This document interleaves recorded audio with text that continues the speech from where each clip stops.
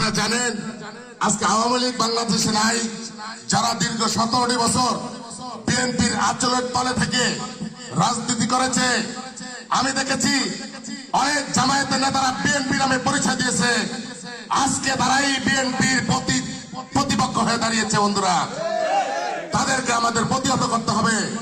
কারণ আমি জামাত ইসলামকে হুঁশিয়ার করে বলতে চাই, আপনারা যদি মনে করেন আপনাদের এই গুপ্ত হামলা আমরা বুঝি না, তাহলে আপনারা ভুল করবেন। দীর্ঘ 17টি বছর আপনারা আমাদের ছায়ার তলে থেকেই গুপ্ত আন্দোলন এবং গুপ্ত হামলা করেছেন।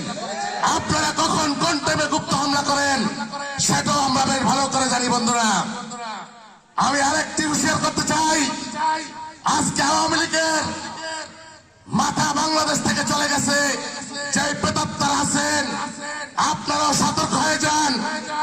এই নির্বাচনের আগে যদি আপনারা বিএনপি নিয়ে কোনো উচ্চবাচ্য কথা বলেন, বিএনপির ভোটের মাঠে যদি কোনো বাধা হয়ে দাঁড়ান, তাহলে আপনাদের অস্তিত্ব থাকবে না। কারণ আপনাদের অনেক অত্যাচার, অনেক নির্যাতন আমরা সহ্য করেছি। এই পর্যন্ত আমাদের নেতা দেশ নায়ক তারেক রহমান, দেশ নেত্রী বেগম খালেদা জিয়ার নির্দেশ মানতে গিয়ে আমাদের অতীতকে আমরা ভুলে গিয়ে আপনাদেরকে আমাদের সামনে এখনো ঘোরাফেরা করেন। আমাদের নির্দেশ মানতে গিয়ে আমাদের এখনো মশার কামড় বলেনি, আমাদের জালের অত্যাচার বলেনি, আমাদের রিমান্ড এখনো বলেনি। আমরা রাজ্যের গম ধুয়ে, বাড়ি ধুয়ে, বাচ্চা বউ ধুয়ে বাগে বাগে কাটিয়েছি। সতর্ক সাবধান হয়ে যান। আপনারা যদি মনে করেন আপনাদেরকে ভয় পাই, তাহলে আপনারা বোকার স্বর্গে বাস করেন। সংগ্রামী বন্ধুরা, আমাদের অস্তিত্ব লড়াই, বিএনপি লড়াই, ধানের শীষের লড়াই।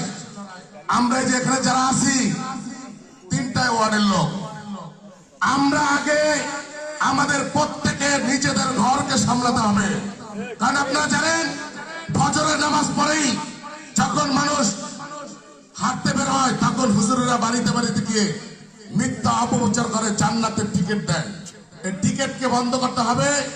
আমাদের সতর্ক থাকতে হবে যেন আমাদের মা বোনরা যেন ওদের এই মিথ্যা প্রলোভনে না পড়ে, এটাকে আগে সতর্ক করতে হবে। তারপরে আমরা আমাদের কোঅর্ডিনেটর আছে, আমাদের বিএনপি নেতৃবৃন্দ আছে, সামনে টাকা দেয়, টাকা দিলের পর কিভাবে ওয়ার্ক করতে হবে, কিভাবে আমাদের ভোটকে মনিটরিং করতে হবে, সেটা আমাদের নেতৃবৃন্দের নির্দেশ ক্রমে আমরা ইনশাল্লাহ সেভাবে কাজ করব। আমি আর বক্তব্য দিব না, সবাই সৎ। আমি বলা আলীনগর ইউনিয়ন বিএনপির পক্ষ থেকে সকলকে আন্তরিক শুভেচ্ছা ও অভিনন্দন জানিয়ে আমি আমার বক্তব্য এখানে শেষ করছি।